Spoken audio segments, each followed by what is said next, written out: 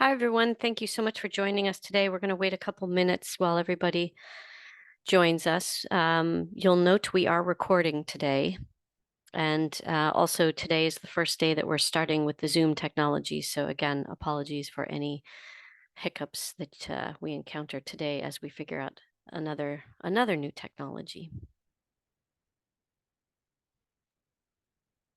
Hey, Kristen, it's Jean. I have a question, which is I can't start my video yet, and I know the other presenters will be able to have video. I'm just wondering when that gets enabled. And that might be a question for Rain.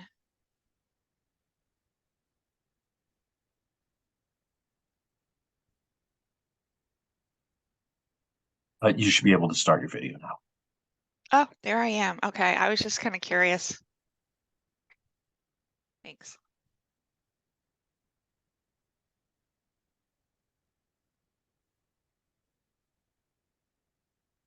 Okay, so I think we're ready to get started. Again, thank you all very much for joining us. This is the third of 5 working group sessions. And again, we're working with new technology again, so apologize for any hiccups. We do have folks that have been moved up to panelists so that you can speak freely, but we do encourage others to raise hands, and we will be doing public comment or a broader discussion at the end for anybody who would like to add additional comments. We'll do a quick safety message. Stefan, if you could do the next slide.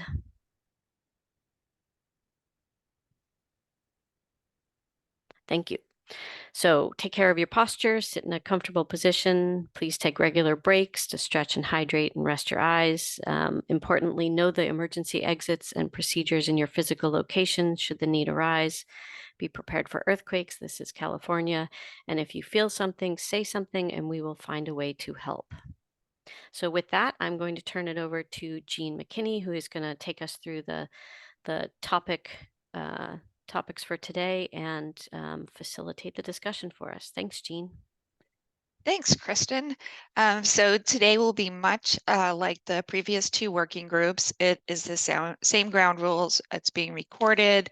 It's going to be facilitated and structured, and it's open discussion, but we will focus people back onto the topic if we get too far astray.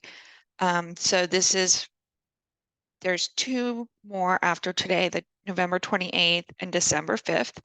And the topics for November 28th we believe are going to be compliance, reporting and the independent monitor, and data.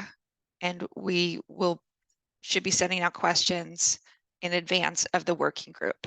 And we'll probably send those out today. Okay, next slide.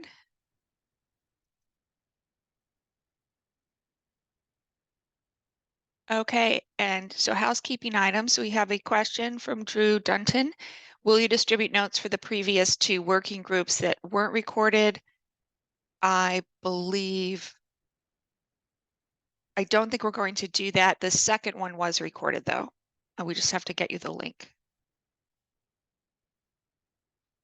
Okay, and I don't think there are any other housekeeping items right now. So the topics for today are flexibility around the changes to the plan, workforce development plan, and coordinating with the CPUC. Next slide. Okay, so this is going to be an iterative process. We'll talk about the types of changes that we might see, and then on the next slide, let's flip quickly to the next slide. We're going to talk about options that have already been raised or discussed previously. Okay, let's go back to the previous slide.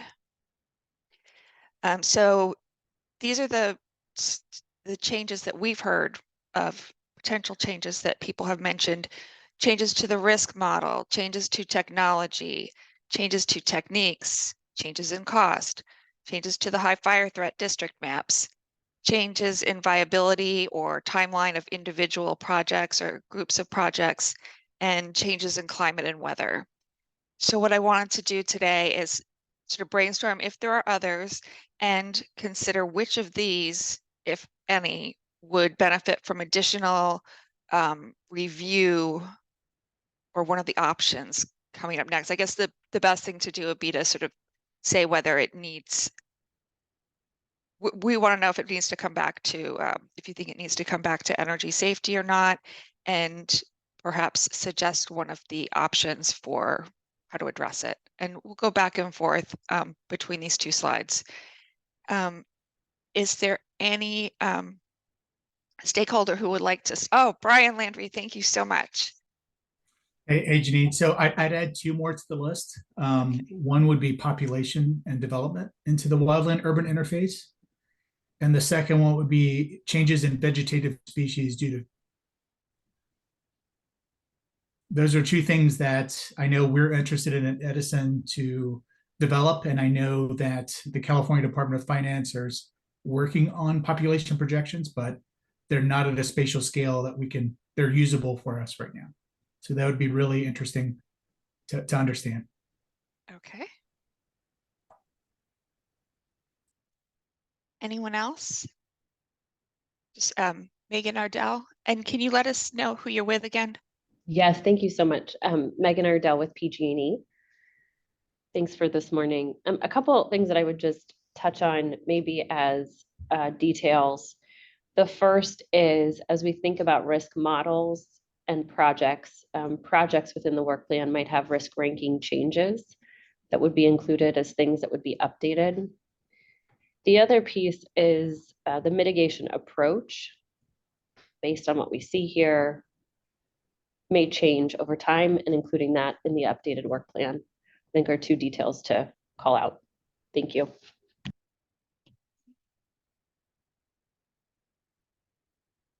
And do we have anyone else who wants to add to the list? Yes, Katie Morsoni. Yeah, I just had a question. Could you define what you mean by mitigation approach? In terms of undergrounding, overhead hardening, etc. So basically the utility deciding that rather than undergrounding, they're going to harden or vice versa. Essentially, as well as Katie, if new technology comes to the market in the 10-year time frame, addressing that and being able to include that in terms of how we mitigate the risk. Okay.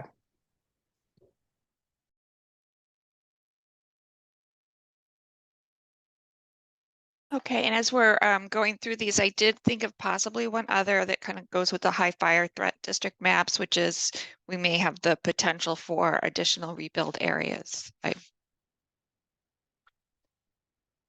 Okay, are there any other additional ones we should add? And if not, go ahead. We do have a hand raised from Julie Serio and the attendees. Okay, so I think we need to elevate her to So, speaker level. do we think that's probably a mistake on our end? Okay. Okay. Is there a way to take questions from folks without elevating them to speaker? Is Yes, there... I can allow them to talk and unmute them, and then they can also submit questions through the Q&A. Oh, fabulous. Thanks. Hi, Jean. It's Ian Fisher from Cal Advocates. Sorry, I physically had my hand raised because I can't find the hand raise button. So I will get there eventually, but can I just chime in here a second?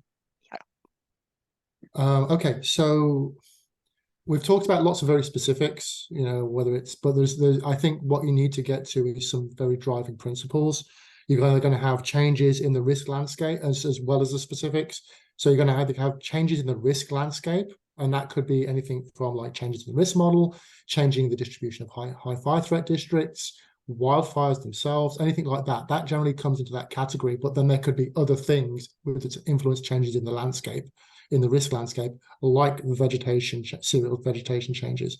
So I think you need to recognize that there are principles here you need to be applying. That's one. The second part would be changes in the actual projects. Now, we've talked about specific types of changes in projects, but it's really changes in the project's ability to either reduce wildfire risk or improve reliability. So there could be so again, it's a principle I think you should be applying, that we should be applying here. Rather than getting a laundry checklist of like a categorical checklist of possible things that could happen, I'd say anything that occurs, does it fall under these two principles? Is it gonna change the global plan, the plan's global wildfire risk reduction, the plan's global reliability improvements, or those are the things we should really be asking. And then anything that falls under that has that sort of consequence would be a reason for examining an update. Now, Okay. there may be minor changes to that, which we want to discuss a threshold around, and then there may be major changes we want to discuss. But that puts a framework in place that doesn't mean you need a complete checklist, but could give you an idea of how we should go about this. Okay. So within I wrote A, the risk landscape, and B, the changes in individual projects. So within those, I was just taking notes. There'd be major and minor. I guess that's what. Well, that's the question is, would there be major and minor, Yes. and what would they look like? That's one of those things it would be good to discuss. Okay, great. And I do like that approach. Part of the reason I was doing kind of the laundry list approach was to make sure everyone was thinking about the same types of problems. And I think this is these two principles are a good way to organize it. Does anyone have anything to add to that at this point, or should we go on to the different options that were talked about?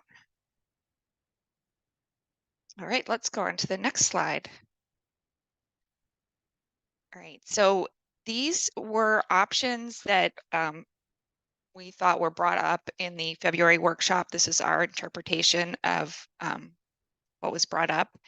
And let's just go through them quickly so that we're all, we're all aware of the universe of what we have to discuss so far. So there's the framework approach, which is that the plan would be a framework so that the flexibility would be built in as long as it follows the framework, and the project's end work plan can change. Then there's the opposite sort of extreme, which would be a new approval is needed. The third one, and it would be a formal agency action.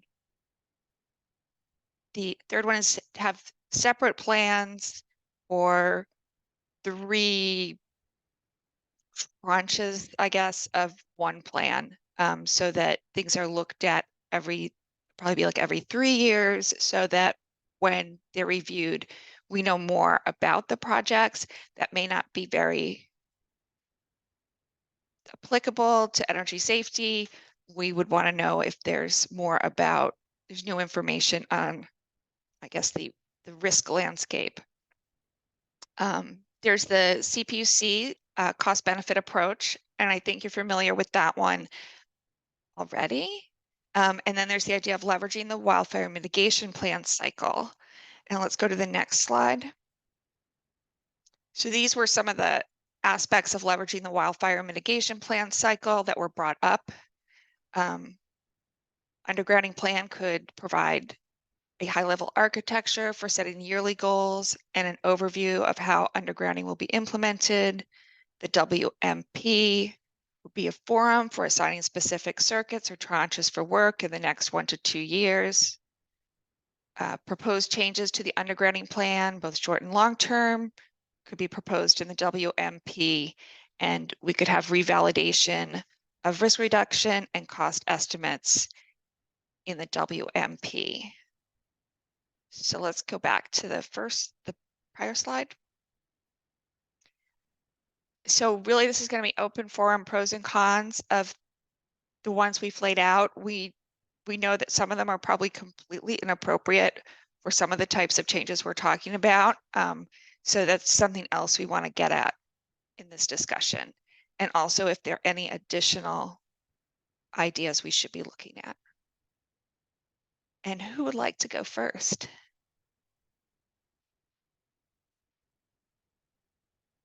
Megan Ardell. Thanks so much. Thinking about Ian's comment about principles, I think that plays nicely into the first option here in terms of the framework.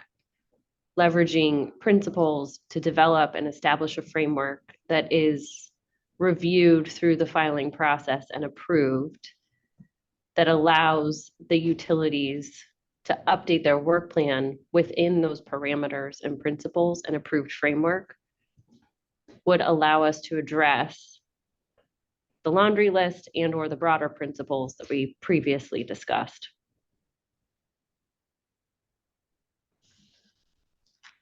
That sounds great. Can I ask a quick follow-up question to that? Megan, I'm wondering if you guys have given any thought to a framework. I know a bunch of parties have talked about this, and just since you were the first to raise your hand, I'm just wondering if you've given any thought to what a framework would look like and what it might include. Yeah, thank you for the question, Kristen. We have, and we've been looking at the framework in the context of the elements in the legislation in terms of wildfire risk reduction, reliability, public safety, and cost efficiency, if we've talked about in previous workshops, to help us identify what would a project plan look like with those key tenants called out and leveraged. So you're pulling from the list that's included in the project prioritization? Yeah, yes, looking at decision making against that, yes. Thanks. So we have a couple raised hands, and it would be maybe we could stay on the framework topic for a little bit. I think Sean was next. Sure. Yeah, I kind of wanted to agree with what Megan put forward. The framework will mostly be there right in the initial filing, where we state what our objectives are, what we plan to achieve, what the specific circuits or circuit segments that will be undergrounded are, and achieving those goals. So I think the long-term framework is going to be set up with that initial plan, and those progress reports would give us the ability to update maybe how the projects are going, if there's delays or things that need to be moved up or shifted back because of various factors, permitting, constructability, etc.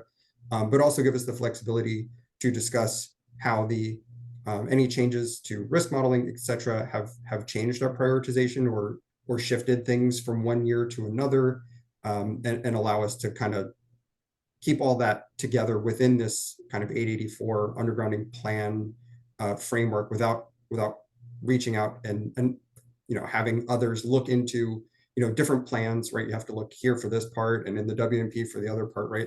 I think it would be nice to keep it consistent and all in the same plan. One thing I did want to point out is kind of as there might be shifts in things that we explain, that there's usually going to be some kind of cutoff year for those things, meaning if we change our risk model, but we already have work scope that's in construction, we don't want to stop doing that work because of the changes in risk modeling, and we would kind of put in our update that these the new risk model affects these circuit segments in 2026 and beyond, or something like that, to show kind of what was scoped using what versions of risk models, and keep it all consistent in these progress reports. Great. It sounds like as part of that, you mentioned that the circuits would be identified up front, and I think we had a sense that we won't have a complete list of circuits at the very beginning, or that the circuit will change. The list of circuits will change over time. And I'll just mention, it looks like I might be having some audio issues, so I hope you heard that question. You broke up a little bit, but I did hear your question. I mean, we may add additional circuits, but for SDG&E only, I'll speak for. We know what our overhead circuits are, overhead segments in the HFTD. They're all identified, and we would have that list and propose which projects. Now, some might fall in or out of that list as we move forward, And yes, we may add some, but we're not adding a significant amount of overhead infrastructure in the HFTD right now. So I wouldn't expect kind of that list to change dramatically as the plan goes on. Okay, and are you saying you would just list all overhead lines and that would be the starting point? And the starting point is our risk models evaluate all of the overhead segments in the HFTD, and there would be a cutoff somewhere, and we would say we want to underground these ones, right? And we don't want to underground these ones, or these ones are eligible for some other form of mitigation. Okay, great. I think Ian was next. Yeah, thanks. So I just want to reiterate that the legislation requires undergrounding projects that will be constructed as part of a program.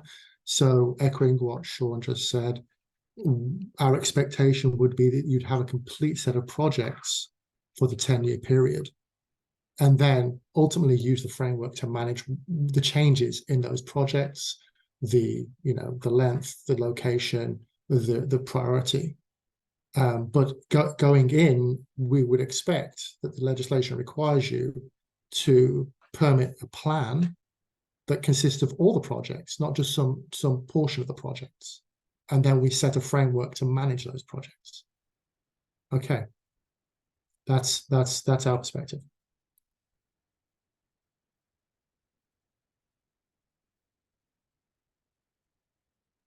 I think Katie Morsoni was next.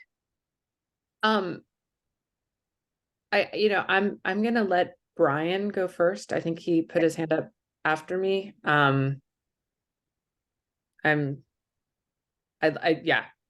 like to let Brian go first, and then I may raise my hand again. Thanks, Katie. So this is Brian Landry from Southern California Edison. I think we support option 1 as well, but we note that there will need to be coordination with the WMP cycle, option 5, just as a practical matter, given that dictates changes to the risk model, other guidance from OEIS. So we just want to make sure that we're caught and have coordination with the WMP as necessary. Thank you. Great. Joseph Mitchell. Yes, Joseph Mitchell, Mussey Grade Road Alliance. Yeah, we want to back Ian's suggestion that this is a framework to manage the project. I know it was mentioned that it would contain some of the circuits and so forth in the framework, and I didn't think that was quite the right way to say it. Circuits would be maintained in the plan. There would be packages of them that would be your specific projects, and those would be managed by the framework. That's how I kind of understood it. I mean, one question is how soon, respond to SDG&E's point, how soon can you pull something back from, or how late can you pull something back from being committed? If you pre-commit something for the 27, 28 cycle, and you have redone your wildfire model in 2026, and those should be modified, shouldn't we be able to pull these back? I mean, there's a permitting process and so forth. There should be a point that's well-defined. If the project has proceeded to point X, we will continue to the end of the project.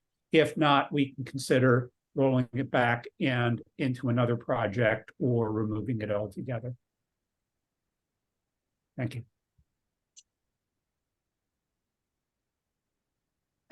So Katie, do you want to go next, or? Yeah, I did put my hand back up. I think I just wanted to, I agree with Ian and Joe. I think the expectation is that all projects are going to be put forth from the initiation of the process.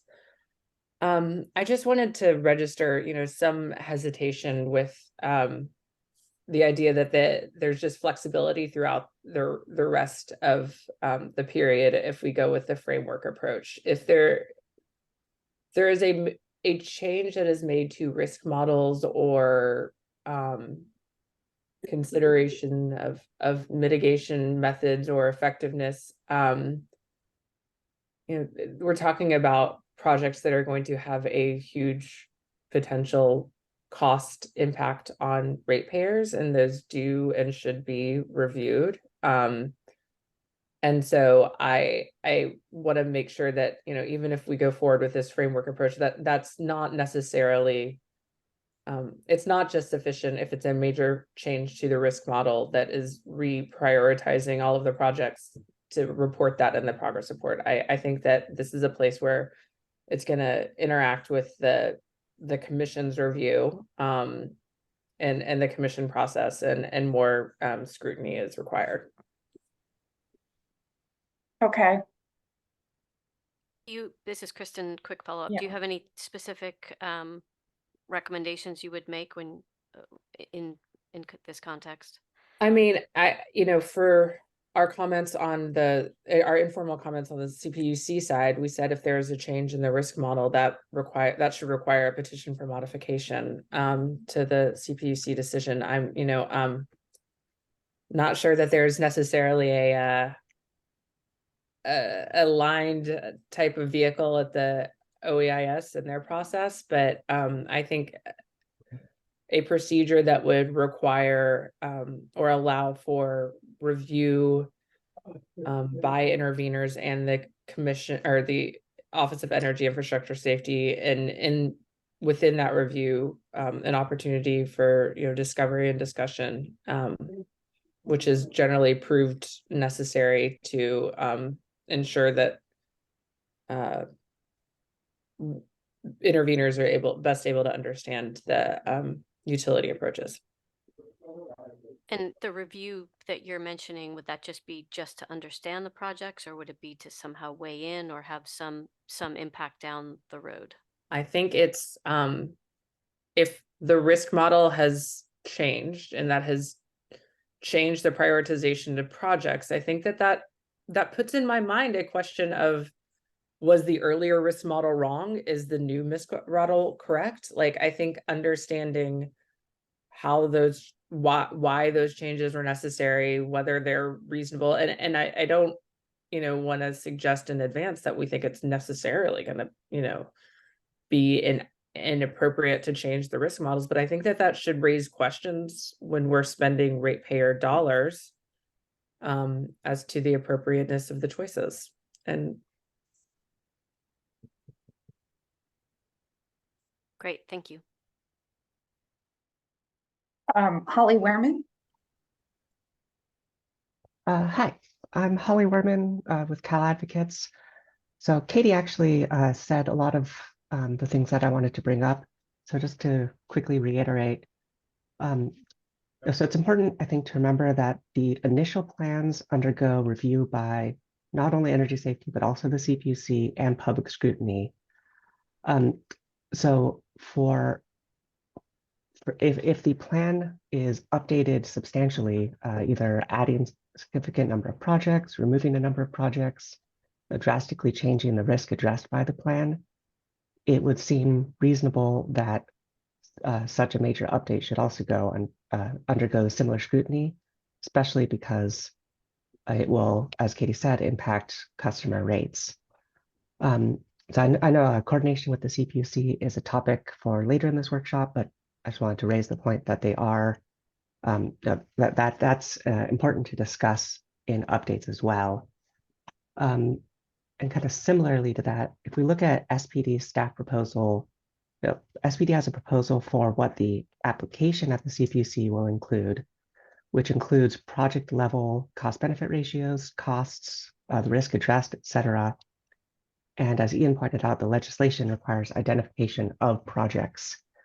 So for under a framework approach, we would have to be careful that the projects did not change so much that the initial review and approval could essentially become meaningless. Small changes, such as if you're constructing a project and the utility determines that it's reasonable to extend the length of the project a quarter mile, that makes sense. That's due to just on the ground knowledge that comes during construction. But suppose there's a major update to the risk model, Or suppose that cost forecasts don't bear out and the project is looking to cost much more than anticipated. Updates, changes such as those, unless they undergo review at energy safety and the CPUC and ideally by the public, those kind of changes just happening under a framework approach would somewhat undermine the CPUC's review of the application for the cost of the plan, and that could have substantial impacts on ratepayers. So I want to raise the point of coordination with the CPUC and ensuring that any update process has to go through both energy safety and the CPUC, especially for substantial updates.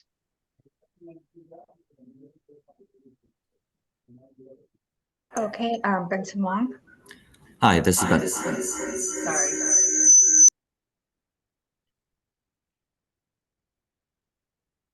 Try again. Oh, Do you hear me now?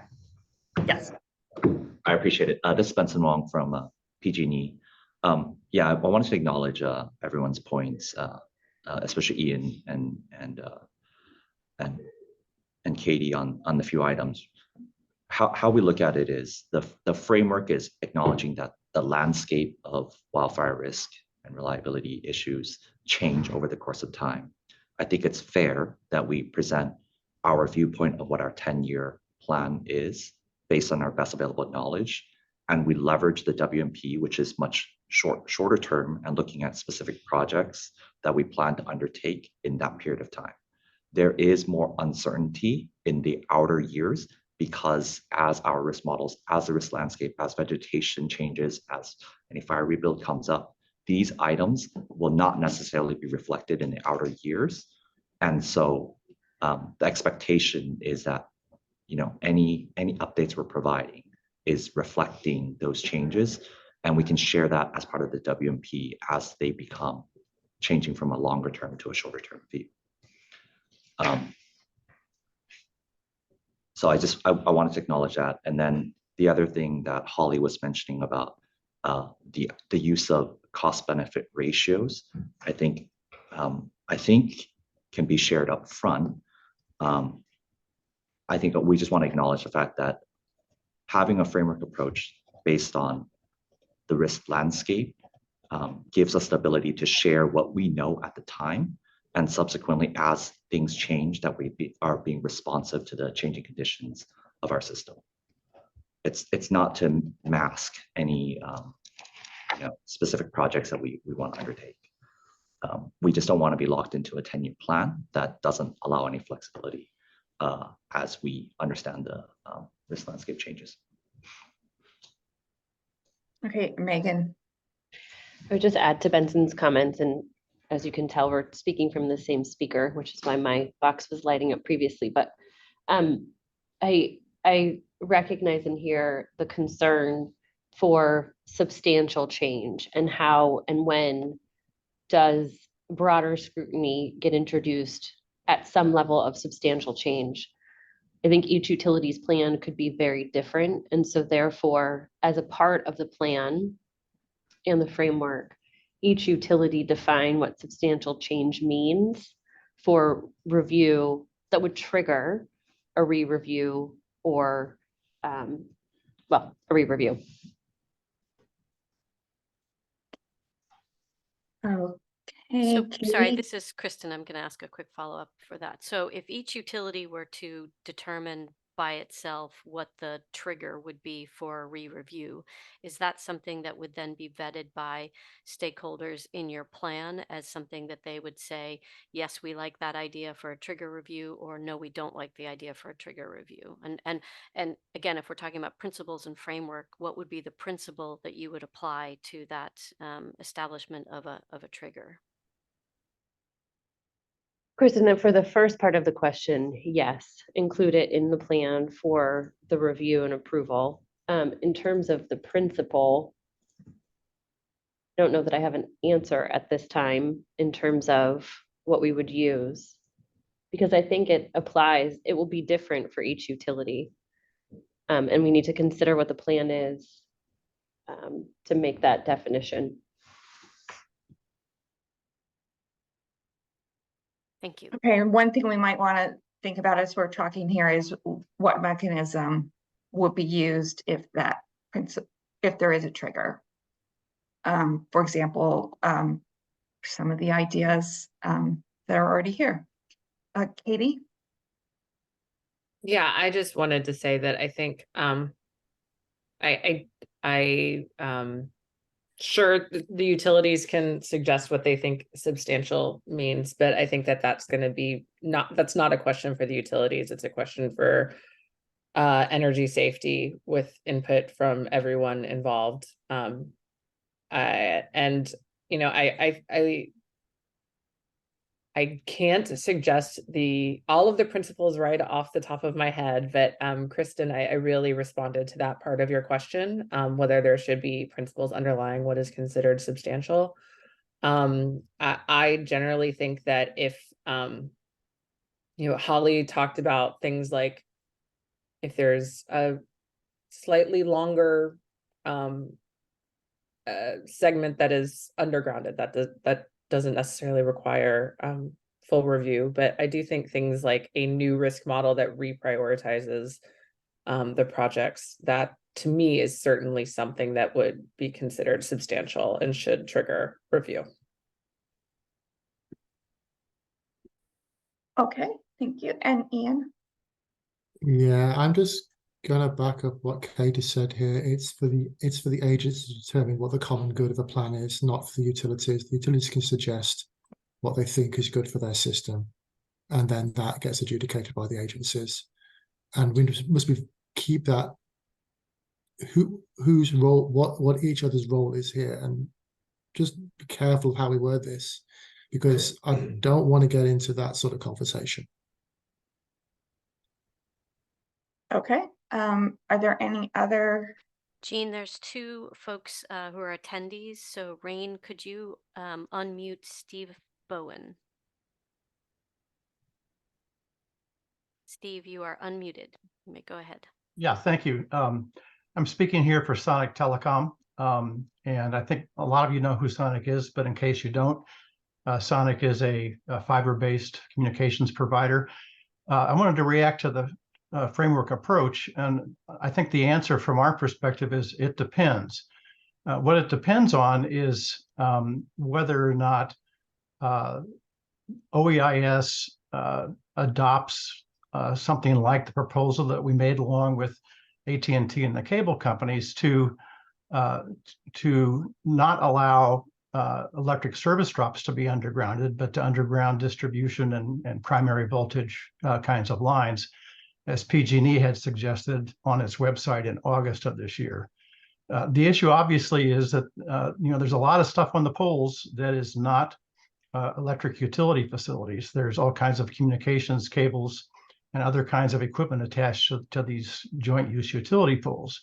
And so if the framework, for example, says, okay, we're going to adopt an approach like that suggested by PG&E, then from Sonic's perspective, at least, that's okay to use a framework that gives utilities like PG&E a lot of flexibility, because we have the certainty then that the poles will not go away because they will still be needed for service drops to come off of those poles.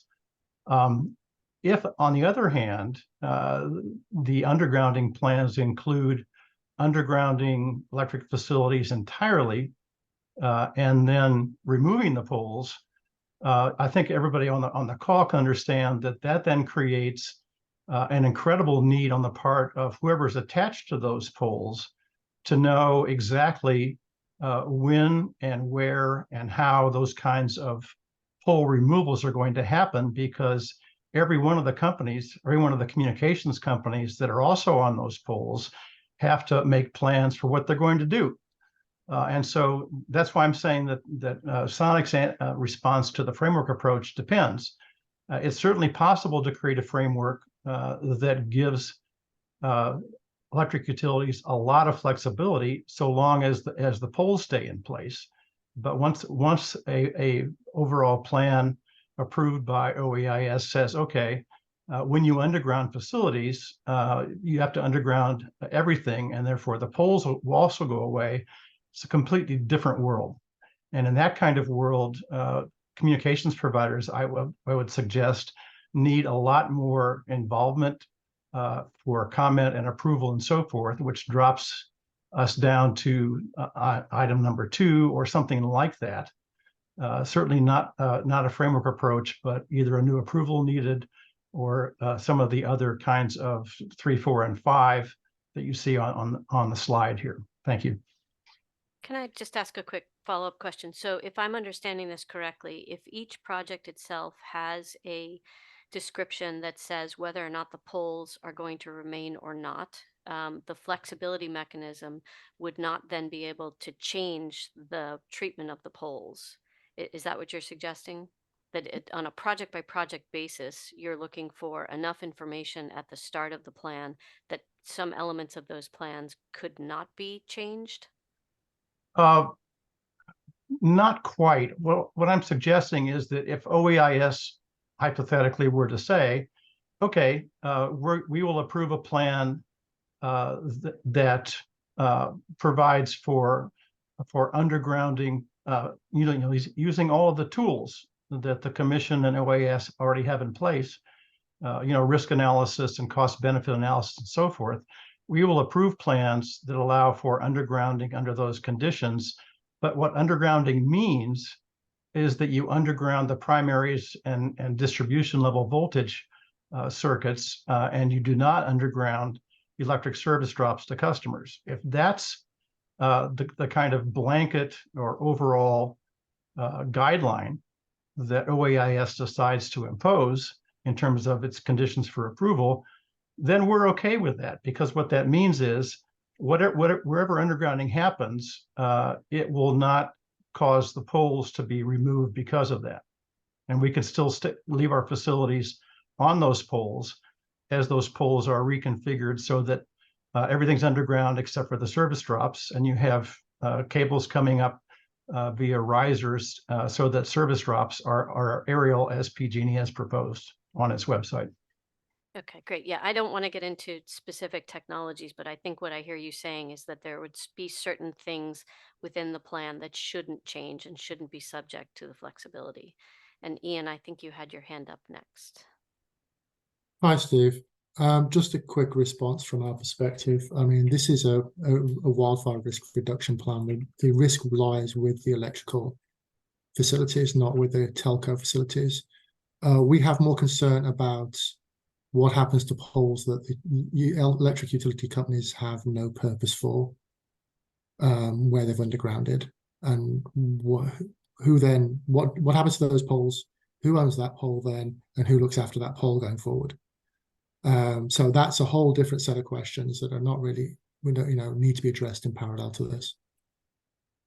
And if I could respond, yeah, Ian, you're right.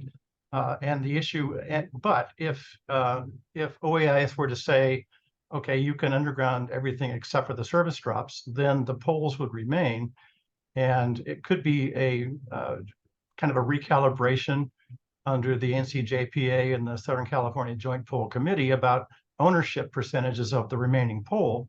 But that's really an issue for the NCJPA and maybe even the CPUC. But the kinds of suggestions that we're making here would leave that pole in place. If the undergrounding is full undergrounding for the energy companies, then there is an issue of they don't need that pole anymore necessarily. But that's an issue, I think, for the Commission to address, the California PUC to address, and not OAIS in terms of who then would be responsible for owning and maintaining that pole if it were to stay up. So I appreciate this conversation. I do think it's an important one, and we will have it in more detail in the future. But right now, I'd really like to be able to stay on the flexibility discussion. So Brian, do you have a comment on flexibility? Yeah, thanks, Kristen. Excellent. So I do have a comment from Edison's perspective. I just would like stakeholders to consider existing CPUC guidance regarding risk spending accountability reports, which already include variances in cost threshold values. I think the concern that we have philosophically is that changes in risk models, if the risk sort of buy down is relatively flat towards the end of the sort of curve, is that there may not be a great deal of variance in those risk and those projects moving in and out. So I would consider it some sort of guidance that already exists under the SMAP proceeding. We would also have to determine what would be a major change to the risk model or a minor change to the risk model. Either both major and minors can cause changes in reprioritization of work. So I just be cautious about solely hooking to that, but I think I agree with the gist of stakeholders' comments here. Thank you.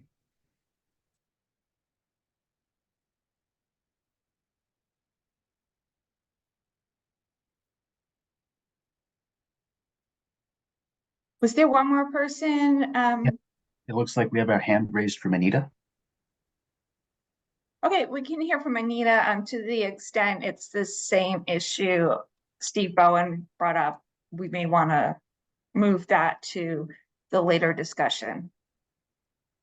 Well, thank you for unmuting me, and I am not addressing the same issue as Mr. Bowen, so I appreciate the opportunity to speak. I actually wanted to respond to what Katie and Holly had to say with regard to flexibility and this idea that whatever a substantial change might be should be defined by the utilities. I disagree strongly with that. I think, one person's minor change may be another person's major change. And one example would be if you're going to change the path of undergrounding, that could, affect poles that are going to be left or not. And that's something that communications providers would view as a substantial change. So I would recommend on behalf of Extenet Systems, who I'm representing today, that if there is going to be flexibility, if there's going to be any substantive change, it really needs to be noticed. And then it may be the case that there would need to be public input and actual approval before any kind of a substantive change was made. Thank you. Okay, thank you. All right, it sounds like we had a really good discussion of the framework approach. We can sort of flip through these last bullets here, see if anyone has anything they want to say about, I think maybe the negatives of these. New approval needed. We know the negatives will be the process and delays. I don't know if there's anything else that people want to add to that. Megan. I would just add to your comment in terms of process and delays. What that results in is a delay in the timeline to execute the risk mitigation work. We want to keep that moving in terms of our ability to accomplish that. It also introduces cost to the program and ratepayers and slow down. And as I said, slows down our ability to eliminate risk. The last thing I'll say, stability at a project level is key in terms of once we've selected the work and it is in the process, related to our earlier conversation of when is an appropriate time to pull back if things change. But once we've crossed a significant milestone of progress, we do want to continue that work so that we can continue to address that risk. So there's just challenges with new approval needed at the project level. Kristen, I have a quick follow-up to that. So at one point, you had mentioned that there should be a threshold at which new approval is required. How would that then factor in with those the cons that you're just mentioning? Kristen, I think it has to do with the timing of, we talked about previously, what's the trigger in terms of a project is on the road for accomplishment. I think it relates to that, Kristen, in terms of projects that are past that stage continue, but then looking at holistically the level of change that is occurring to trigger the broader review. Whether that be, several things have been discussed here, but whatever the trigger is for substantial, that would be how it works together. I'm not sure I totally follow that. So a certain amount of the project plan will be in development and in progress, correct? Those projects will be underway. As we look at new risk models or other changing dynamics, if that changes the work plan in a substantial way, I say air quotes, as to be defined, that would be what gets triggered in terms of work that has not progressed past that milestone of significant progress. And that would be like a construction milestone. Development or construction milestone, yes, project life cycle. Okay. And then if I understand, you're saying that are you suggesting that the trigger is per project or for the plan overall, based on a change Plan- to a risk model? Plan overall. Okay, thanks. And Ian? Yeah, just two observations. One is actually about this slide we have in front of us. From what I'm hearing from basically all sides here, is actually these things aren't necessarily options, but there's a synthesis of them coming together. You know, we have project level information in the plan itself. You need a framework to actually manage that, and cost benefit approaches could be just one of the many measures you're using to actually assess changes, as well as like getting these things aligned with the life cycles of other plans. So that's the one. So I think everybody's seeing these as a synthesis. And two, I don't know whether this is the moment, but could we talk about actually where in the project life cycle is the point of no return? Is it, you know, is it estimating? Is it permitting? Is it putting the first steel in the ground, or is it something else? I mean, we do these things. You know, the cycles are very well defined. So we can talk about a point in time where you view it as no return, or is that something for a later date? I do think we should discuss it at some point. But let's see. Perhaps for a later date, or people have more time to prepare. And maybe we can ask the utilities to give us some ideas of where they think that cutoff would be. And that, I mean, that would require an understanding as to why that particular point in the life cycle of a project would be selected. Right. That's that. Sean? Thank you. Yeah, I was just going to say, from SDG&E's perspective, I think a little bit more time to prepare on that particular question would be needed. I would need to solicit some input and feedback from our engineering and construction teams. There's a lot of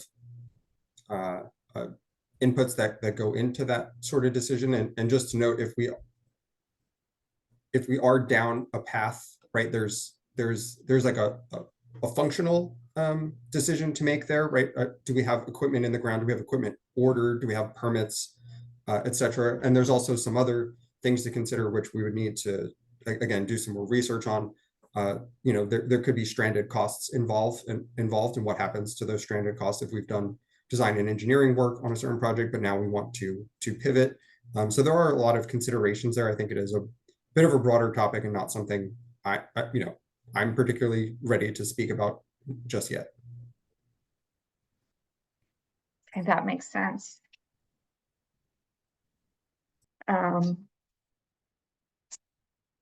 So I think the cost benefit approach, I think we'll probably be discussing more later when we talk about coordination with the CPUC.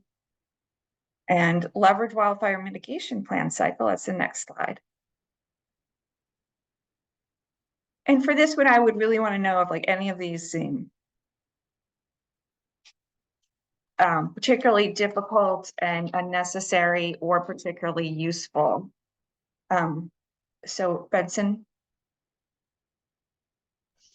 Hi, I was just reacting to the earlier slide on point 4, seeking an opportunity to weigh in. PG&E is supportive of representing a cost-benefit approach. So I want to focus on the word average when it comes to the substitution of another project. My initial reaction when seeing this language is that if I think about our 10-year plan and having an average cost-benefit ratio, that inherently means that 50% of the projects would be lower than average and 50% would be above the average. So I'm wondering if this is more representative if we're thinking about a minimum cost benefit ratio that a project needs to exceed before for the consideration of a substitute. I'm concerned about the issue about roughly 50% of projects not meeting a substitution, even if we find a better cost benefit ratio project. Just like some feedback on the average comment. Thank you. And Holly?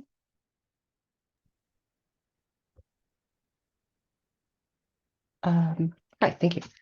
Holly Werman again with Cal Advocates. So I had a comment on option 5 on the next slide about the update cadence, potentially updating with the WMPs. So I have a couple points here. The first is just again, I want to raise the staff proposal that SPD published. If we're the planned guidelines that are ultimately adopted by energy safety should generally match what the CPUC is requesting in its application, or else the utilities will have to provide substantial extra data in the application to meet those requirements, such as cost benefit ratio estimates and cost estimates for both individual projects and for each year of the plan. And so kind of going in with that, similar to what I was saying earlier, is that an update to the plan should probably be required to go through both the CPUC and energy safety to the extent that it will adjust the costs. So then sorry, I lost my train of thought. So the WMP cadence is set by energy safety, and the CPUC is not really a part of that process. Ultimately, where I'm going with this is that I think energy safety and the CPUC will need to coordinate updates, because just going with a WMP cadence might not necessarily make sense at the CPUC, just as updating, for instance, on the GRC cadence wouldn't necessarily make sense at energy safety. So I think if we were to adopt a WMP update schedule, I would want to caution that that may not necessarily make sense, given that this is a cross-agency plan. My second point that I just want to raise is, going back again to the SPD proposal, it would, I think, be helpful to establish exactly what the plans at energy safety look like prior to really nailing down the how updates will be. For instance, a framework, if we were to go back to the previous slide, the framework approach would require a pretty different update process versus a very specific project level plan. So to that end, I think it would be helpful if this discussion is very useful, but it would also be useful to have a separate workshop specific to updates further along in the process once energy safety has gotten a little more concrete on what the initial plans will look like, since the structure of the initial plans will have pretty substantial effects on how the updates can be. Sorry, that was a little rambly. I need more coffee. Okay, and Joseph Mitchell. Hi, Joseph Mitchell, Mussey Grade. Yeah, I just wanted to express a little bit of concern about the use of the term average, as far as whether something could be replaced and whether it met the average of the RSC. I'm not quite sure what the implications of that are. It could be that you would have a very high risk circuit mixed in with a lot of not so high risk circuits, and then you could then remove that and put in more moderate or lower risk circuits. I think the basis for exchange should be a significant improvement in safety, a significant improvement in cost, or preferably both through the RSC. So I think these deltas should have a compelling reason that we're actually making that particular project better, rather than just having it have the same average. Now, it might be okay. I might, be overthinking it, but it just seems to me that it's a little bit, because you're getting a lot of your risk from very small numbers of circuits, there could be implications in using the average. Thanks. This is Kristen. We grabbed this information before the last version of the PUC proposal was out. So I don't confirm that this is exactly what the new proposal says. And I guess my question is, if we take out the word average and we use the PUC cost benefit approach as a mechanism, again, forgetting the word average, is there a way that the cost benefit approach, cost benefit ratio could be used as a way to substitute projects or update a plan or provide some flexibility? I would think so.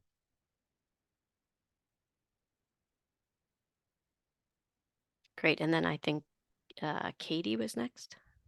Yeah, I just mostly wanted to agree with Holly, especially when it comes to needing to match the requirements between energy safety and the CPUC. Specifically, if one is requiring more information, the other one should as well. Especially they should both be required. You should both be requiring the cost benefit ratios. We think that's a really important metric. And I also wanted to say, I think Joe makes a really good point regarding needing to have a compelling reason for swapping out projects. And I would highlight here again the importance of prioritization, and that we should be targeting this very high cost work at the highest risk circuits. And so I think we certainly don't want to see projects being substituted out that are going to be on much, that would leave high risk circuits unmitigated. Cost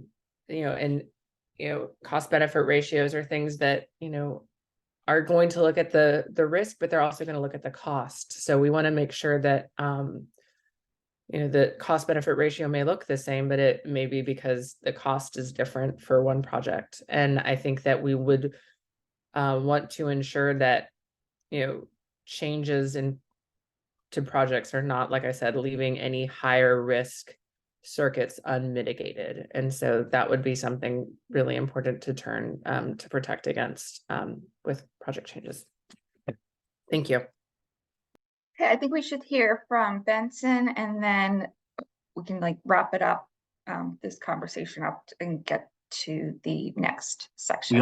We also do have a hand raised from one of the attendees, so we should probably get to them as well. Yes, definitely. Yeah, I appreciate Katie and Joseph's points. We recognize that cost benefit ratios give us good indication, and I think it is important that we can show that we have a substantial reason why we're moving a project up, as a substitute for another project. So one thing I think we brought up last week, and we'll reiterate here, is cost benefit ratios are one way we can evaluate the benefit of the risk reduction provided. The other thing that we think about is kind of the net benefit. So if you're thinking about a high risk circuit that we want to mitigate, the total risk reduction that we can gain from that needs to also be considered. So a point that I just want to make here is that any project that can meet a cost benefit ratio will be eligible to be substituted. That's one of the metrics that we have to consider. But as per the risk OIR RDF, the utility is not bound to select its mitigation strategies based solely on the cost benefit ratios. And it's up to the utility to share additional reasons why we want to, make that decision for a specific project to be replaced. But mainly, when I think about it as a kind of a total risk reduction benefit to meet the objectives of the plan.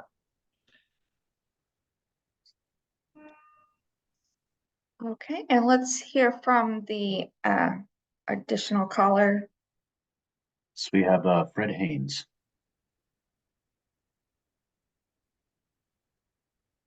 Yes, hi, Fred Haynes from Safety Policy Division at the CPUC.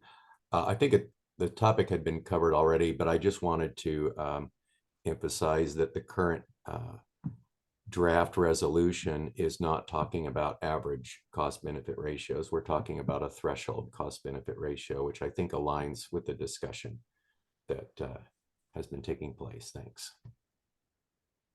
Thanks, Fred, and we apologize for not updating this to the newest plan. Okay, Holly, do you still have your hand up?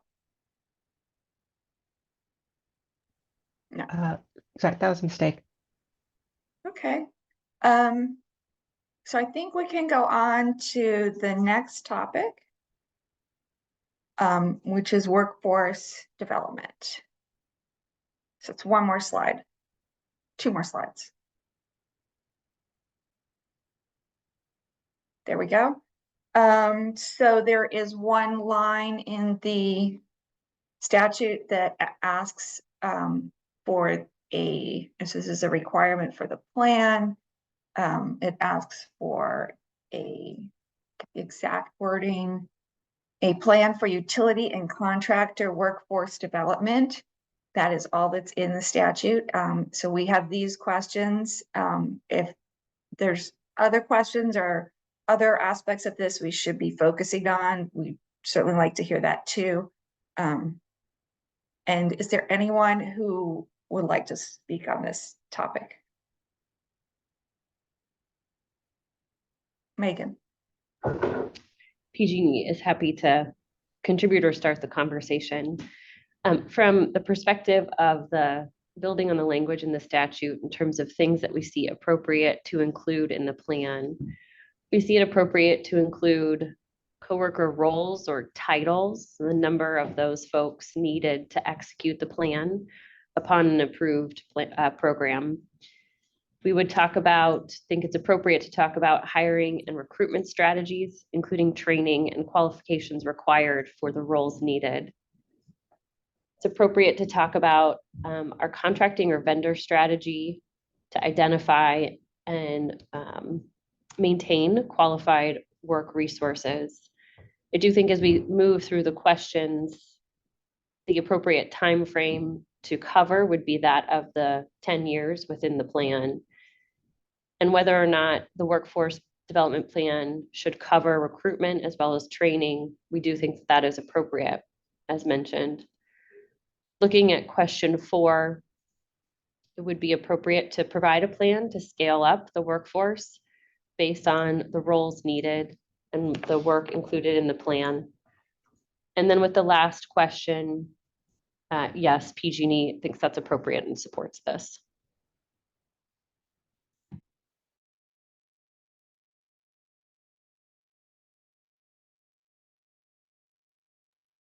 Sorry, the dog issue.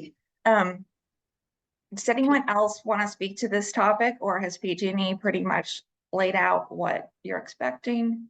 We have a hand raised from Andrew Graff at CUE. Okay, great.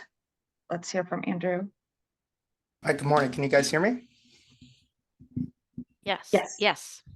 Yes, my name is Andrew Graff. I'm here on behalf of the Coalition of California Utility Employees.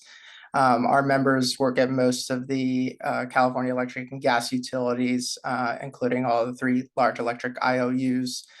We agree with a lot of the points that were made by PG&E.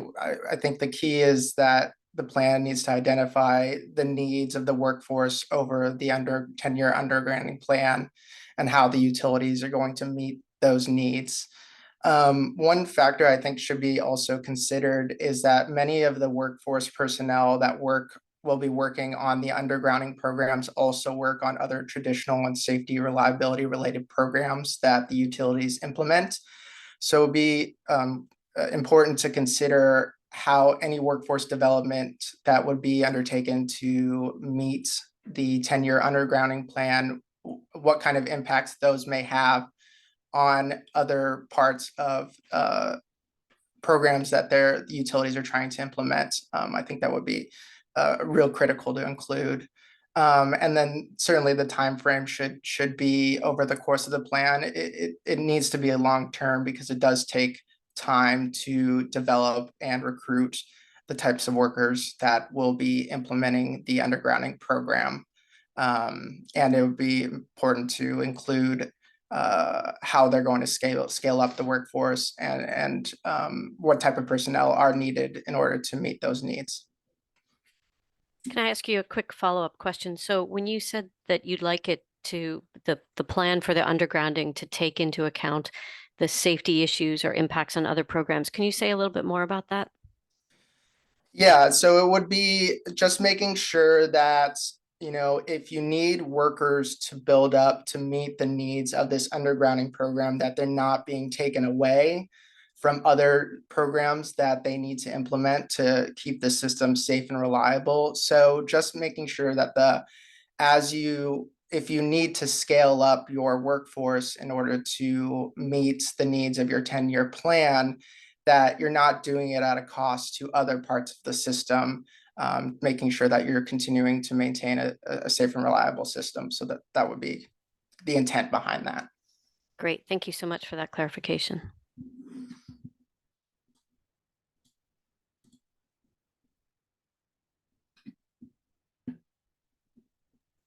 I have an additional question. Is there an example of a workforce development plan that's been used elsewhere that you think would be a good model? Or that we should look at as a reference point? Okay. And then one more question, which is, should we have different people in this discussion? And or should we have some specific written comments on it? And this might be a question primarily for Andrew Graff if he's still. Yes, sorry, my line was muted. I don't have any particular examples that I could point to at this time, but we'll certainly look into that and see if we can provide those. I think we could potentially submit comments as well. It would be helpful to have a better understanding of what OEIS is thinking about in terms of this as well. And we can certainly provide feedback. Okay, great. Kristen, do you have any more questions on this topic? I don't, thanks. Okay. So we can go on to topic 3, which is the specific areas of coordination with the CPUC. So we've got like four different slides on this. I think we asked a lot of questions, and the main thing we're trying to get at is where is coordination appropriate and necessary? And keep in mind as we answer these that we're not going to be detailing what the actual thing is going to be. If we're talking about alignment on definitions, we're not going to define the terms right now. And I know that might be hard not to kind of drift into that other conversation. And I think we do have someone specifically from PUC who's on the call. Kristen? Coco is a little late, so Fred, would you raise your Fred? hand if you want us to unmute you to participate in this, or if you'd like us to wait for Coco?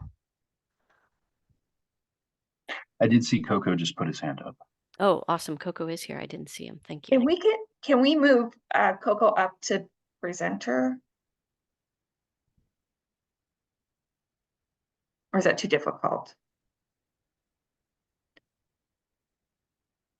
No, I've promoted him. Okay. Thank you. All right. So the first 2 questions are related to coordination before submission of the plan.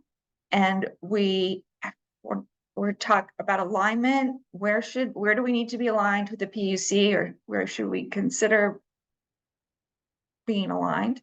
And then also the CBR decision that came out last year. want to talk about that.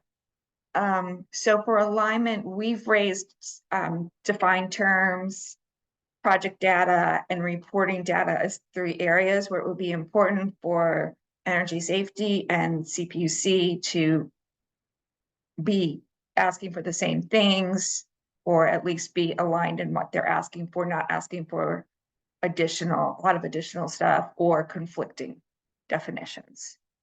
Are there other alignment topics for pre-plan submission that we should be thinking about?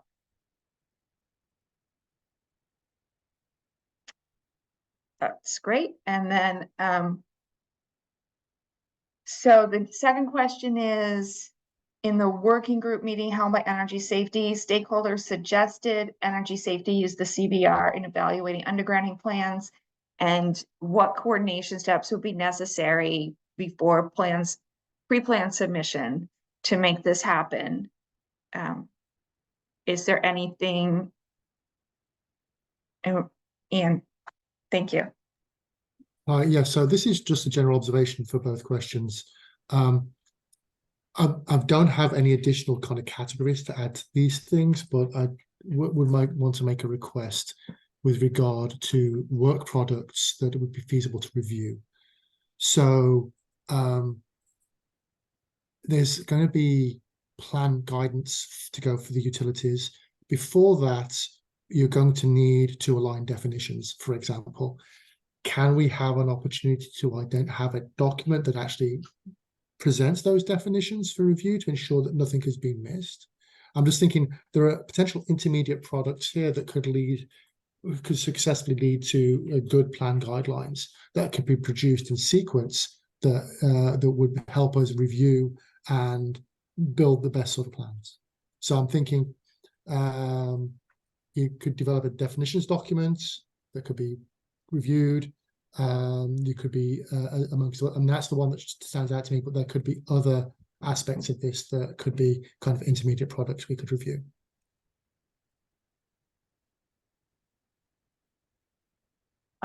Thank you. Does anyone have any follow-up or additional thoughts on that? All right, let's go to the next slide.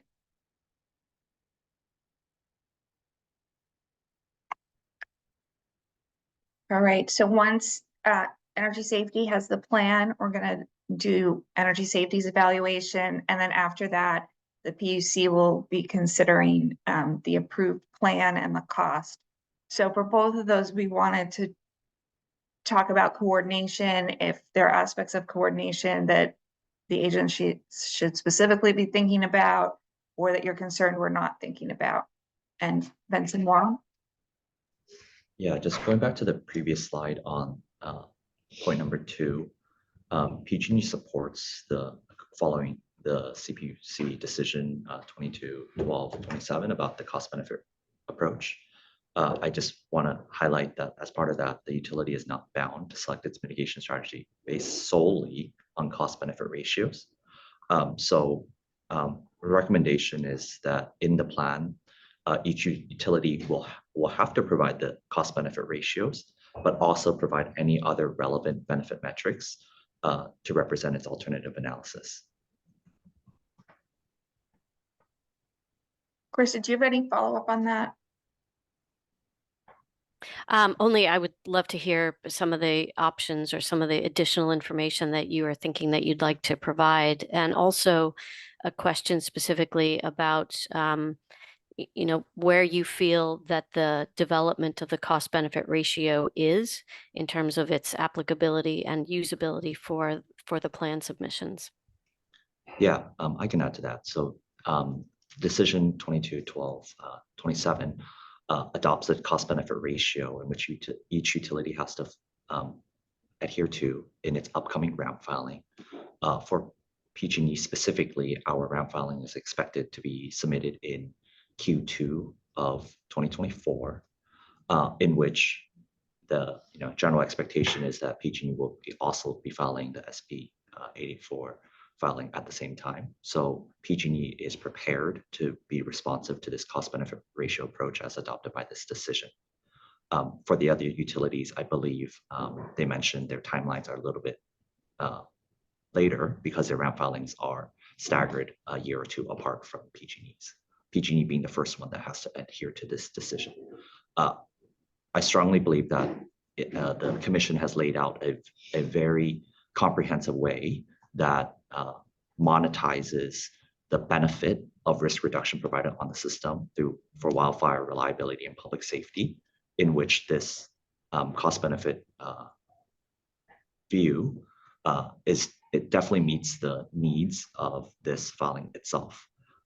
The only thing that I'm calling out here is because cost benefit ratios doesn't it masks the benefits of the total risk reduction of a program. So a high risk circuit or circuit segment or project can potentially have a very high benefit, but is being masked by the cost. So I will use the example in which we shared last week. If we spend $10 to get a benefit of $30, the cost benefit ratio is 30 over 10, which is 3. And the net benefit between the $30 and the $10 is $20. If we spend $100 to get a benefit and risk reduction of $250, the cost benefit ratio is only 2.5. However, the net benefit is $150.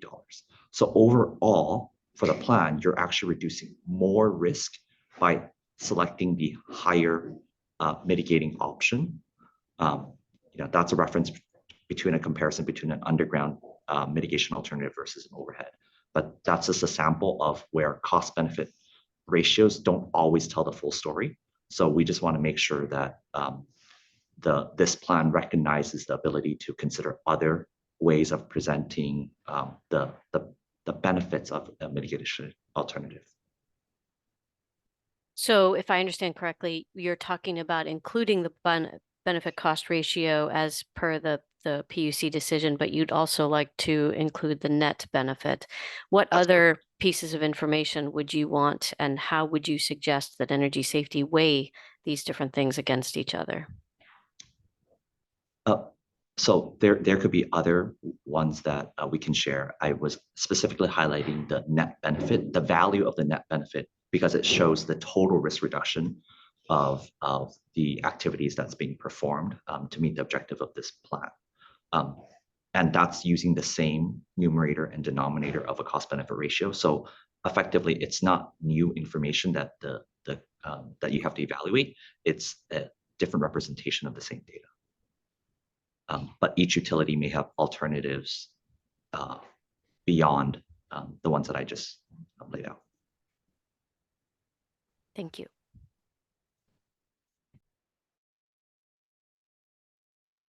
I think Katie was next, and then Ian. Did I get that right? Yeah. Yeah, I just wanted to highlight just that the net benefit approach that Benson just described hasn't been vetted by the CPUC in the same way that the cost benefit ratio has. Certainly not opposed to that information being provided. I just wanted to highlight they haven't both been subject to the same scrutiny at the CPUC.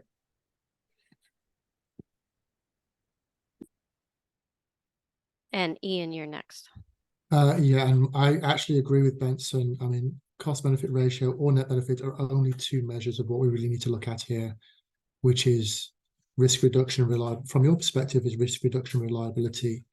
And so I would ask for a wider range of metrics than just the cost benefit ratio. Just as I've said before, you need the information in a more native format to understand really what trade-offs you're making between different alternatives and different projects.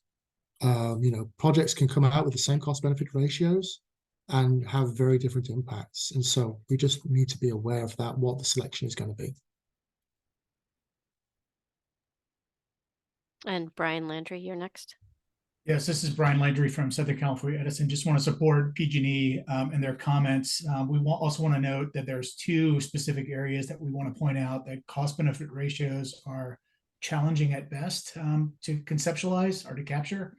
One would be qualitative factors, such as egress and social vulnerability, which it would totally be not appropriate to monetize because it would just be a hard measure, and it would not really tip the scales in some locations.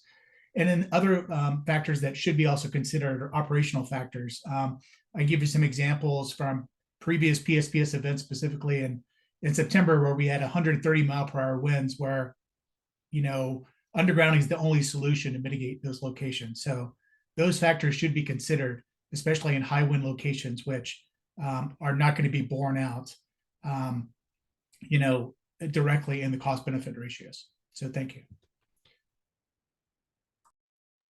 So what would you use instead of a cost benefit ratio to communicate those things?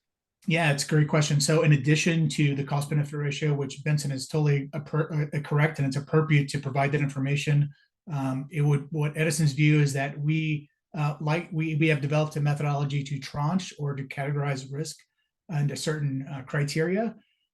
It would be appropriate to establish to note all these other criteria that are considered in these locations.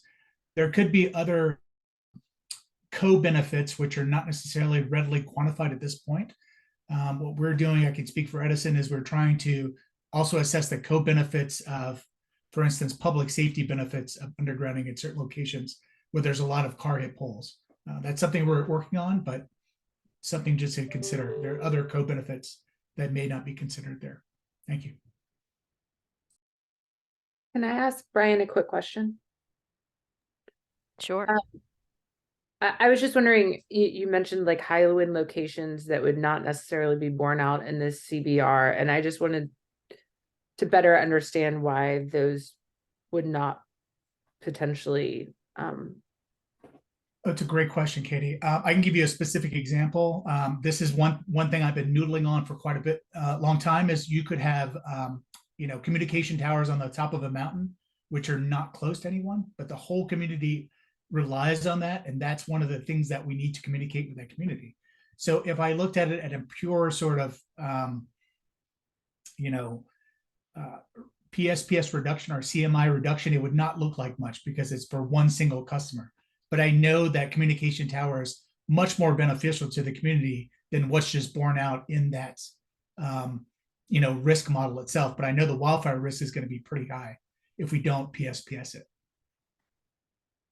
So it's not necessarily going to immediately impact a community, but I know it's going to impact the community indirectly, and we should consider that factor. Hopefully that gives you a good example. Yeah, no, that's really helpful information. Thank you. Okay. Yeah, we have a few areas that I know by heart that we're working on those issues. If I could just ask a quick follow-up. So you're saying that the PSPS consequence sort of risk score might be low because there's not that many customers attached to or affected by that line being de-energized, but yet there'd be a high consequence in other ways. That's right. There would be high consequence in terms of wildfire, potentially. There'd also be high consequences, you know, because you couldn't use that communication facility. But I know the cost would also be really, really high to underground the location too. So it may not be completely borne out in that cost benefit ratio. You'd have to consider the cost, the risk in that specific area, and also the you know, the terrain and the difficulty of that area to construct. So if we're just, you know, what we're talking about now is how you guys as utilities communicate to the agencies what it is you want to underground and why, what would be the information or the metrics or the data that you would sort of put together in order to say, this is the line that we are targeting for undergrounding. It can't be just identified through a BCR. It can't be identified just through a risk score. So what would be kind of the methodology that you would use to explain that to us? One, I would say we'd have to have some sort of justification as to why we think that line's important to stay energized, even during PSPS conditions, and why I wouldn't necessarily say it's a trade-off, because I don't think we should. It's appropriate to trade off between the two, but we need to actually have some story about why we think that project is necessary. I think that's really critical, which CBR just don't always tell the story appropriately. Okay, thank you.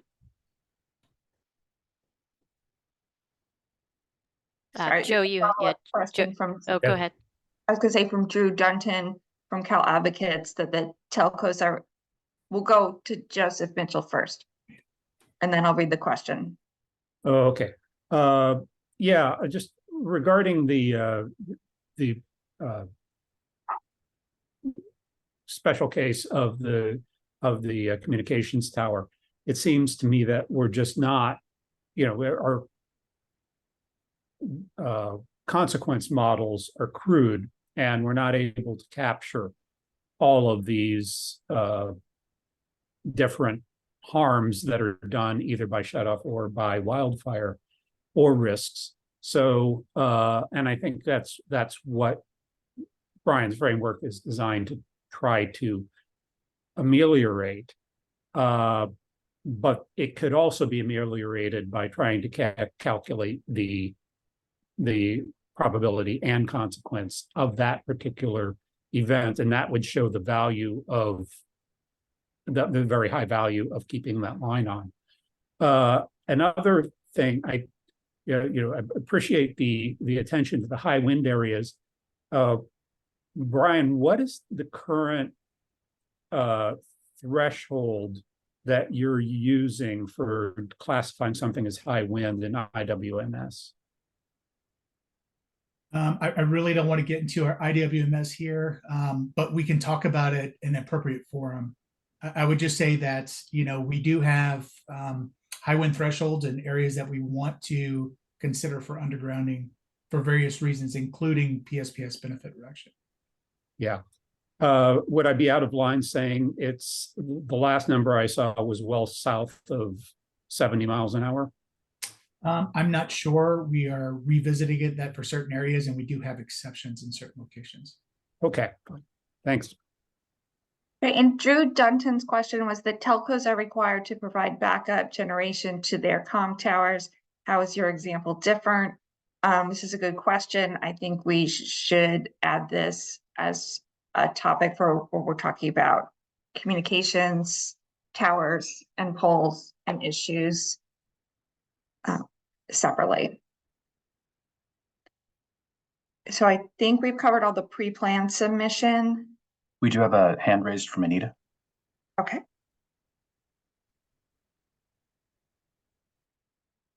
Hi, thank you very much. I just wanted to respond to what Brian said and say that I wholeheartedly agree that there are some other values than just the pure dollars and cents that would need to be taken into consideration.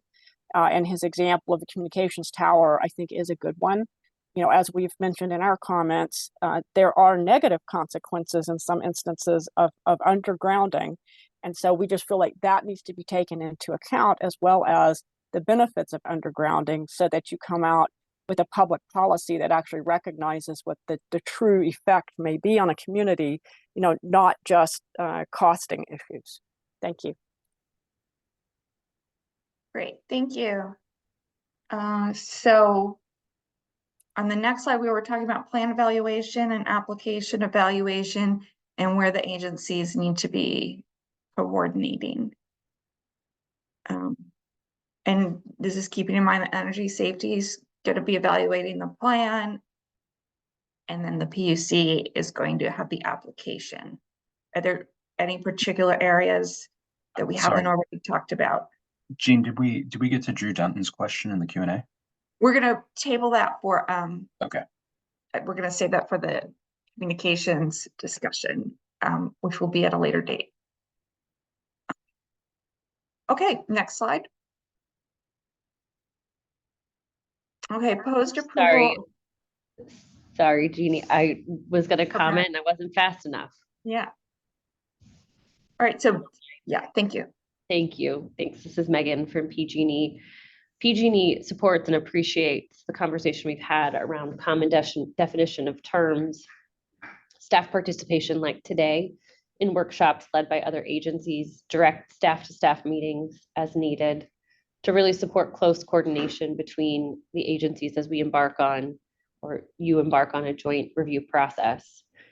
It will certainly facilitate a smooth process when there's approval and concurrence from one agency, which would be adopted by the other. One thing to call out is agencies shouldn't undo or create conflicting requirements or different direction from another agency. OEIS signs off or approves certain requirements, for example, they should be adopted by other agencies. Requirements issued from one agency, don't want to relitigate to end up with conflicting or inconsistent findings. So appreciate the consideration there. Great. Ian? Yeah, actually, I agree with Megan on this particular issue, that there is a scenario sitting out there where the PUC makes a slightly different decision to energy safety, and then we don't know what happens next. So just to say, it is essential to have coordination, but we also need to understand what process would be in place if there is a difference determined, but it is a difference in the outcomes of both parts of the process. Does energy safety get to do another bite of the review? What's the implication for the timeline? What's the implication for due process for all parties? So I think that needs to be fleshed out and established before we get into this. And are you thinking perhaps of the application process, any mechanism like energy safety having an MOU or being a party to that proceeding? Or have you thought of any other ideas? I don't even know if you can be a party to the proceeding of the commission, to be honest. But that I mean, I don't know if that would be staffed. It would have to be staff to staff consultation. I don't know is the short answer. I just think that we need to understand what the process would be should there be a scenario. What process gets established at energy safety if there's a scenario where the commission comes out with a different result? Okay, and Katie? Yeah, I just wanted to highlight that, you know, the statute is clear that each of the agencies has a particular interest that they are reviewing these applications for, and we should not be suggesting that the decisions of energy safety should unduly impact the decision making of the CPUC. And I only use that direction because that's the direction that the statute goes. Otherwise, I would be saying either way. But I also agree with Ian that we should be thinking through now what happens if the commission makes a different decision than energy safety, because they are considering cost in a different way. And I think that this is a place where the WMP has always had very clear language that it's the outcome of that does not presuppose the cost recovery piece that is completed by the CPUC. And because of the nature of this process being different than SB 884, we need to be thinking through a more formal process for re-review or coordination in that event. Okay. And do you have any are there any suggestions? We'll add this to the discussion right now of how to avoid the situation that we're talking about. So Coco. Can you guys hear me? Yes. Great. I just had a clarifying question. I heard several respondents use the term different decision in the context of what the commission would do in the application as compared to what energy safety would do in the plan evaluation.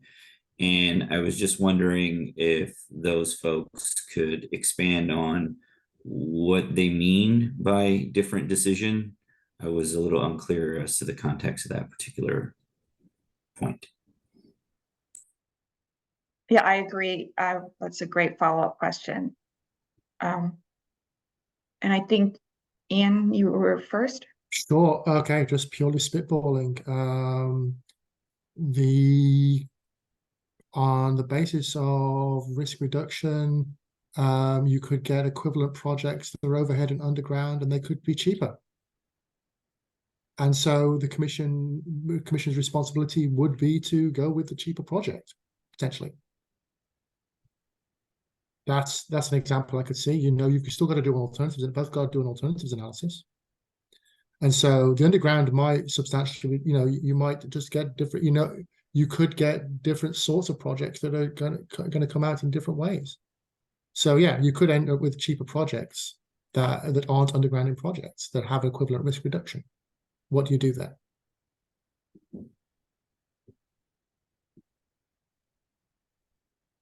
Yeah, I think Ian put that very well. Coco, is your hand still up, or is that okay? Thank you. And Ian, Sorry, forgot to lower it. That's okay. Ian, your hand is also up. Do you have another comment? Not on this aspect, but on the aspect of what you can do to ameliorate the situation. I do, so I can move on to that if you want. Sure. So I mean, first thing I would recommend is actually when is a pre-filing process at the commission, that where the commission gets the application to energy safety at the same. When the utility files the application to energy safety, they file the same application with the commission simultaneously. That effectively buys the commission another 9 months to understand and coordinate with energy safety prior to their role really kicking in. Do you mean when they submit the plan to When they- energy safety, not the application? The Sorry, application. yes, when they submit the plan to energy safety, the plan should also be submitted to the commission. And then you effectively have an understanding. Then you have that 9-month opportunity for the commission to understand what the plan is and where there could be potential issues. That could be a staff-to-staff coordination. Isn't the plan made public? I mean, we're meant to take it and post it. So isn't this what specific, when you say submitting it to the PUC as well as energy safety, what are you specifically saying that would be different than just releasing a plan? I don't know whether all the plan, I mean, is all the plan public? Are there any aspects of it that could be filed confidentially with you? I don't know. We haven't discussed that. There could, and it would be the entirety of the plan that would be, filed, including any confidential documents that could be filed with the commission.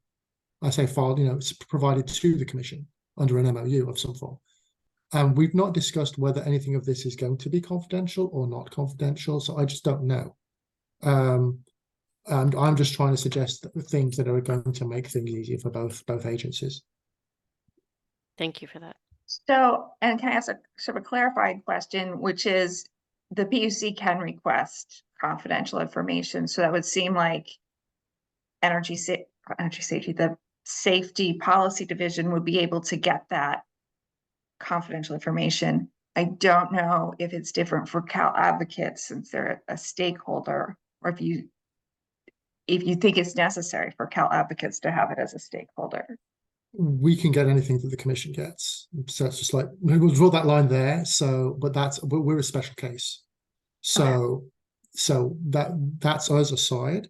I'm thinking about how you actually, from this perspective, I'm thinking as like the civil servant that has to coordinate between agencies, and what you need to have, what you as energy safety would need to have versus what Coco as SPD needs to have to kind of make a process run smoothly. So a quick follow-up question on that. The first thing that energy safety is supposed to do when we get the plan is publish it. So my question for you is, have you found, for example, parts of the WMP or parts of that process that are information that's not shared with everyone? And is there some specific example that you're thinking of? We get all the confidential information from the WMP. I mean, the public though, all the parties. So I couldn't answer that because, as I say, we get all the confidential information for the WMP as well. So I'm the wrong person to ask. Okay, thanks. Coco, you had your hand up. Yeah, if I could just respond to a couple of those things. One is, given that Kristen's point, the plan itself will be published, our team would fully be engaged at the early onset of the plan submission as far as, familiarizing ourselves with the plan, the contents of the plan, what is being requested in the plan. So having some sort of specific mandate that it's simultaneously filed, while I think is not unreasonable, I don't really see a major benefit of that. And then the other point that I wanted to make relative to information being submitted as potentially confidential as part of the plan. Just wanted to reiterate that the PUC and energy safety do have an existing MOU to share confidential information. And so I don't see any restriction on our ability to obtain that information should we need it. I have a quick follow-up to that. Thank you. I'll ask this of the utilities. I guess it's just a yes or no question. Do you anticipate that we should have a larger discussion about parts of the plan being confidential, or do you not expect at this point that that would be an issue?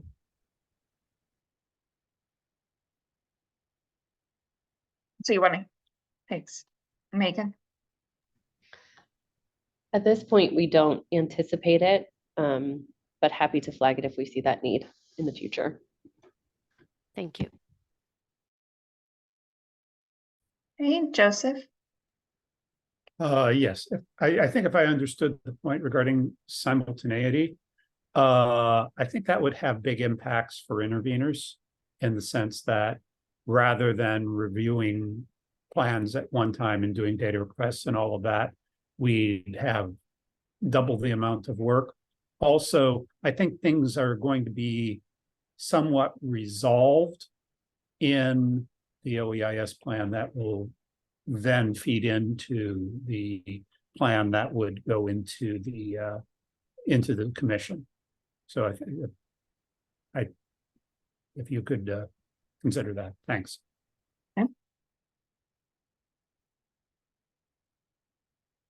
Okay, should we go to the next slide? The next slide. Sorry, we do have a hand raised from Anita. Oh, great. Let's go ahead with that. Hi, thank you. I was just going to suggest that the two agencies might consider some kind of a process like the Public Utilities Commission right now uses with the Federal Communications Commission. And that is that there are instances where the FCC will be implementing rules from a federal piece of legislation, but they provide the states an opportunity to participate by submitting comments so that there's an early identification of any kind of issues or concerns that the state agencies have. So it would seem to make sense to me, especially, since Coco has said that clearly the commission staff will be involved in evaluating these plans. It might make sense for there to be some formal way for the commission to provide comments or to otherwise weigh in, so that if it looks like there might be an area of maybe not disagreement, but just some sort of a difference, that can be identified early in the process, and maybe a difference in an order could be avoided. Great, that's helpful. Right, so the next slide is for post-evaluation coordination. We still have 10 minutes left. I will note that the next set of questions are going to look at reporting and compliance. And we probably will be coordinating with the PUC on these things. And we're going to have the lengthy discussion next week. But just in terms of coordination on post-approval evaluation, are there any here that we've missed or that you would like to comment more on? And then if we need to see the next slide is the text of the actual statute on reporting work plans, progress reports, and the independent monitor.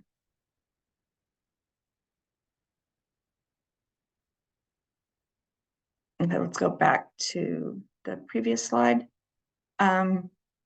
Is there anything missing here or anything anybody wants to add? Okay, I think we've covered everything then. So let's, Krista, do you have any additional questions at this point?